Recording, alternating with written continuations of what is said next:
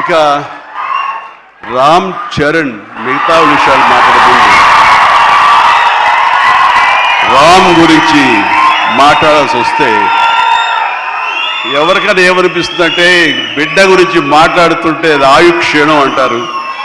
బిడ్డ గురించి మాట్లాడమంటే కనుక నా గురించి నేను మాట్లాడినట్లుగా ఉంటుంది అనుకుంటారు. అవన్నీ పక్కన పెడితే ఒక తోటి నటుడుగా ఈ ఇండస్ట్రీలో ఒక సీనియర్ యాక్టర్గా ఇలాంటి ఇంటెన్సిటీ, ఇలాంటి ఇన్వాల్వ్మెంట్ తోటి, ఇంత హై యాక్షన్ తోటి, డ్యాన్సులతోటి, ఎమోషనల్ సీన్స్ తోటి అన్ని రకాలుగా, అంటే ఒక ఆర్టిస్ట్కి ఎన్ని రకాల కోణాలు ఉండాలి, అన్ని కోణాలను పరిపక్వత సాధించి దాన్ని 100% బియాండ్ 100% తెర మీద చూపించేటువంటి చరణ్ నేను మనస్ఫూర్తిగా అభినందిస్తున్నాను.